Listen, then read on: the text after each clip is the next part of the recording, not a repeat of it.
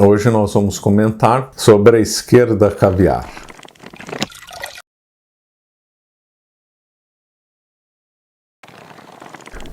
O esquerdista caviar seria um tipo cômico se não fosse trágico, ou seja, na realidade ele é um tipo tragicômico, né?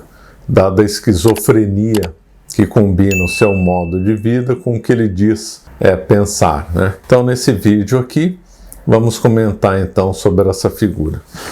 É bom ressaltar que o termo esquerda caviar vem do francês gauche caviar. Inclusive no Brasil alguns já utilizaram, ainda utilizam o termo gauche caviar, né? E também esse termo, obviamente, é muito usado em outros locais, né? Então ele é usado como champanhe socialista no Reino Unido, bom nome. Limusine liberal nos Estados Unidos, também nome bom. Radical chique na Itália, às vezes é usado esse termo no Brasil também.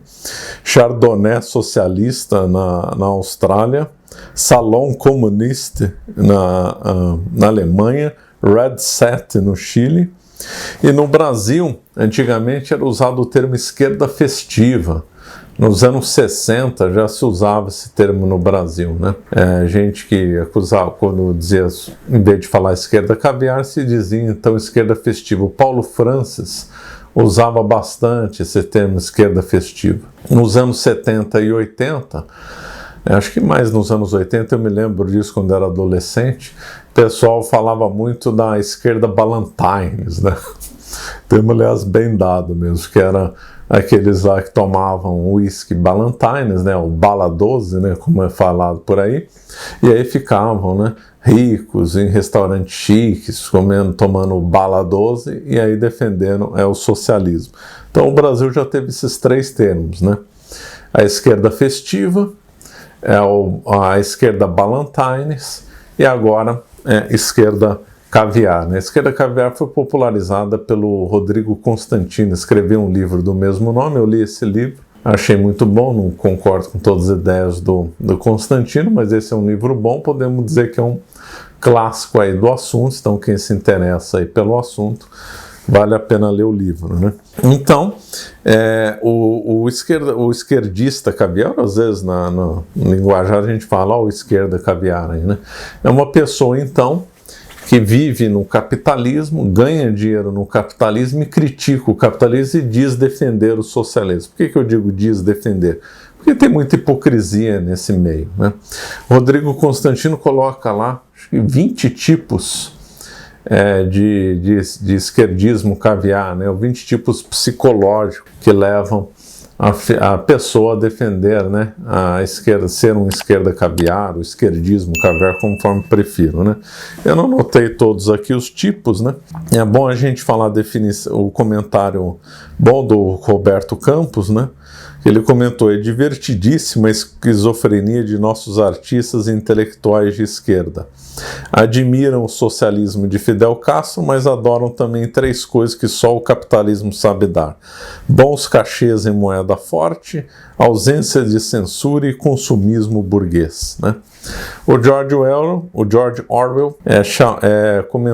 cunhou o termo duplo pensar, que é a capacidade de guardar simultaneamente na cabeça duas crenças contraditórias e aceitá-las ambas. Então é isso que é a figura, né? Então a figura está presente em todo lugar do mundo. Então é um cidadão que vive no capitalismo, ganha dinheiro no capitalismo, e quando vai defender ideia, defende ideias socialistas, né? Então o esquerdista caviar é um tipo contraditório, né? Muito raro ver, aliás é raríssimo, né, ver um fulano socialista que vive como socialista, né? Ele se diz socialista, mas vive como um capitalista. Esse é 99,9% dos casos. E você vê os dirigentes de Cuba, dirigentes da Venezuela, dirigentes da Coreia do Norte não vivem como socialistas, eles vivem nababescamente à custa de um povo escravizado e empobrecido, né? Se dizem socialistas, mas gostam das coisas caras, né? O Maduro gosta de restaurantes sofisticados, o Fidel Castro gostava de camarão, a elite da Coreia do Norte gosta de champanhe, e segundo consta de conhaque francês também. Então, é um pessoal aí que na realidade não vale nada, né? São os exploradores, são um bando de pilantras que, à custa do empobrecimento dos outros, levam uma vida navabesca. Todo líder socialista, depois quando vem a Revolução Socialista, ele não quer viver igual um operário. Ele quer viver na cúpula, né? Se ele realmente acreditasse no socialismo, ele viveria como um operário. Se o socialismo estabelece um paraíso na Terra, se é igual para todo mundo, desde o dirigente até o operariado, por que nenhum líder socialista quis viver como um operário, né? Na verdade, são uns hipócritas e uns criminosos, né? Che Guevara gostava de usar Rolex, né? E agora esse é o lado do dirigente, né? Que das figuras aí que tem no mundo inteiro, Hollywood, 90% são esquerdistas caviar, né? O que levam essas pessoas a serem, então, esquerdista caviar? Um é o oportunismo hipócrita. Aí nós podemos ver alguns subtítulos. Então, dinheiro. Isso é típico de jornalista, né? Então o jornalista é pago para defender ideias socializantes. Então ele recebe muito dinheiro, né? Você vê nos grandes jornais do Brasil, emissoras, nos Estados Unidos, várias, CNN, para tudo quanto é lado. Nós vemos então jornalistas bem pagos para defender o socialismo. Então ele defende isso por dinheiro.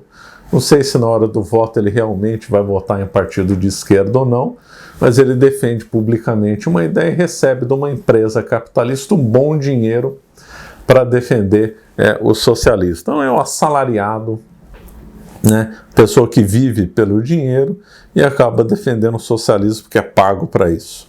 Outros que têm medo de perder verba, é típico a gente da Lei Rouanet, muito ligado a professores que têm medo de perder bolsa, né? Nas faculdades, artistas ligados à Lei Rouanet. Então a pessoa com medo de perder verba tem que defender o socialismo, senão ele vai perder os contatos, ele vai perder dinheiro, então ele tem que defender isso. Outros são aqueles que defendem o socialismo publicamente, com medo de perder contatos, ou mesmo de perder o seu ciclo comercial, o seu ciclo de amigos, né? Então ele tem entre os professores ser comum, entre artistas ser comum. Então vamos supor, surge aí um artista ou um professor que não seja comunista, raro, hein? Mas ele mantém, ele às vezes pode até pensar inicialmente em abandonar o socialismo, mas aí quando ele vê que ele perderia todos os amigos, as festas, as conversas, né, a convivência social, então ele tem que defender o socialismo publicamente. Então não é que ele está ganhando dinheiro, mas perderia então os contatos sociais. É o fulano que tem medo de perder os contatos. E outros aqueles empresários, né, salafrários que vão fazer grandes negociatos com o governo socialista. O governo socialista tende a ser mais corrupto que os governos não socialistas. É interessado em dinheiro, né, em bufufa, então eles ajudam a financiar governos socialistas para ganhar, né? Outros, claro, que têm sede de poder. Então, fulano tem sede de poder, então ele aderiu a teses socialistas para ganhar, assim, a eleição, né? E agora tem outros tipos, não vai dar para, nesse curto vídeo, esmiuçar todos os tipos, talvez fazemos uma parte 2, né? Tem outro tipo apontado muito interessante que é o narcisista, né? Que é aquele, isso é citado no livro, muito bem citado, aquele fulano que em busca da sensação gostosa e de superioridade moral, ele gosta de autocongratulações, repetem uns aos outros como são incríveis, como colaboram com a construção de um novo mundo. Ou seja, ele defende o socialismo porque acha que é uma coisa supostamente bonita, ele tem uma superioridade moral, ele gosta, de modo de Narciso, ser elogiado por defender isso, né?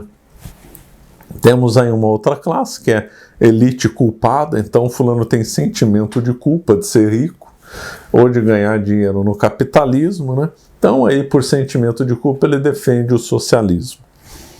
Isso é muito comum em escola católica, né? Na escola que eu estudei era assim, era elite culpada. Então os professores tentavam incutir nos alunos um sentimento de culpa, que eles eram os responsáveis pela pobreza no mundo, e então que eles deveriam defender teses socialistas, né? Então, esse é um tipo clássico de escola pseudo-católica, né?